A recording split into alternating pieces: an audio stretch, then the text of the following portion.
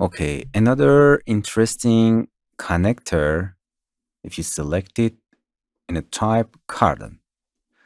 Actually, the cardan is two hinge cross to each other.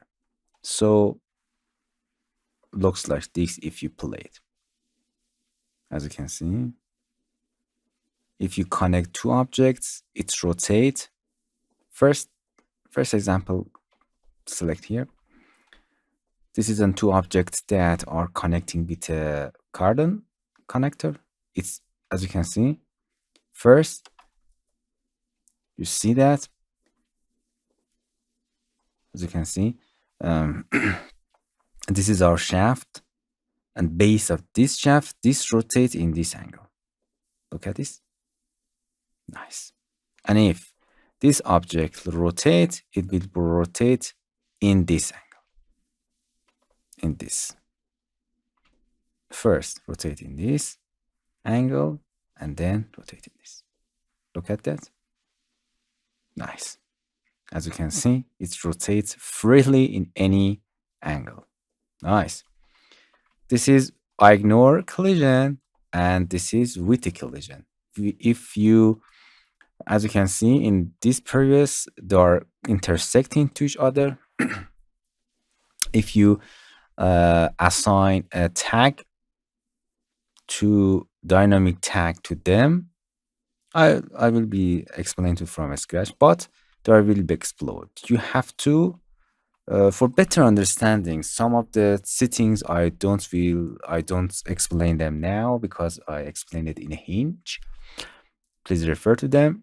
There will be explode, so we have to separate them. Nice. So from scene number 1, let's begin. Delete that. We have this object. This is a static object, the base. We assign a tag from here, collider body. And for moving object, assign the tag from bullet, rigid body. And because we want to collide to each other, we delete some, oh, sorry for that. We delete some polygon here from intersection of that.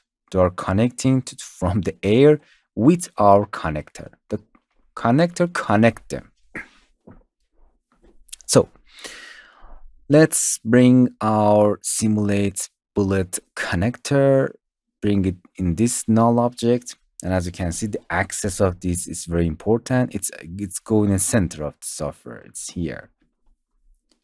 So you can access them manually here. In this case, you can set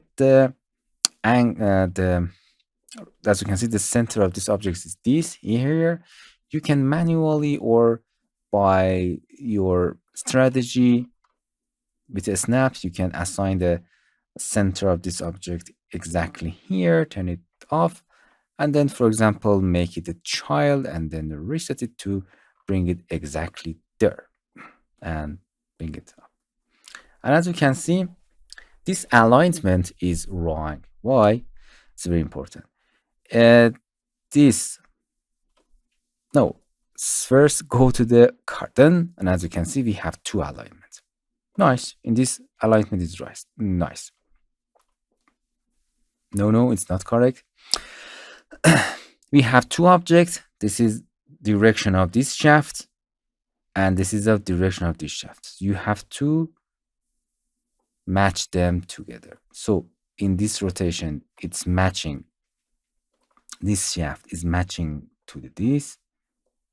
You can do it. Oh no, I think it's this angle is not correct. Okay, I do it with I. As you can see, this shaft have to be aligned to this, and this shaft aligned to that. So I have to rotate it in this angle. Nice. And now it's everything correct. You can go to the display and always visible. And nice. Everything is correct. So going to the connector in object A, I prefer to the base. As you can see, it's connected central mass of that and moving object, object B. And in this case, you can ignore the collision. It's working, but they're going into each other. And because of we delete the polygon at intersection of two objects, we can untick the ignore collision to the collision happen and object collide to each other. Nice. And as you can see, this is a behavior of the cardan. Nice. So the thing is alignment of the objects. So let's try in this situation. First, going to the connector and ignore the collision, untick. Here we have an angular because I explained it before. This is an angular limit, as you can see. You see it in a hinge. Please refer to the previous lesson. But in a cardan, we have two limitations because we have two hinge cross to each other. The cardan is making up two hinge cross to each other. So in a display, I turn it off. Like that. Nice. This, if you select it, as you can see, I align this shaft exactly to this object. That is our animated object. And then this shaft aligns with this object and connect them. It's very simple. Connect the object base to the movement.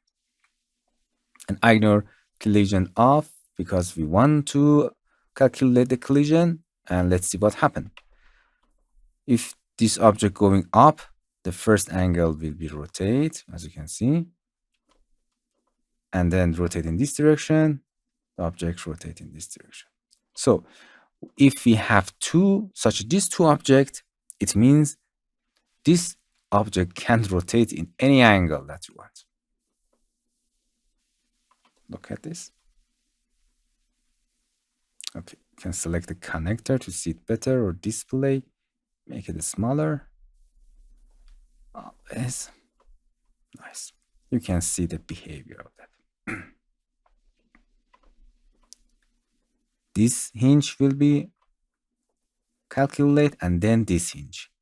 Imagine that. Okay, this hinge and then this hinge.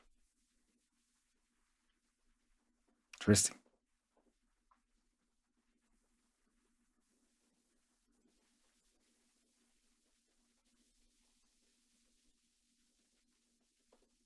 Okay, let's replace the objects. Clear. Instead of the base object, I set it to the 2. The moving object set it to the 1. Let's see the behavior. Now, I think it will be correct more. Nice. Play with them to see it better because I want this angle will be constant. And as you can see, this shaft. Nice.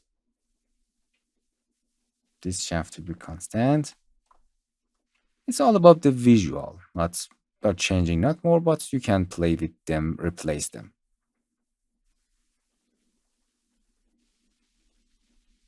Nice. Okay, in this situation, object B can be in a base. But if I select a base here and then move here, look at what's happened.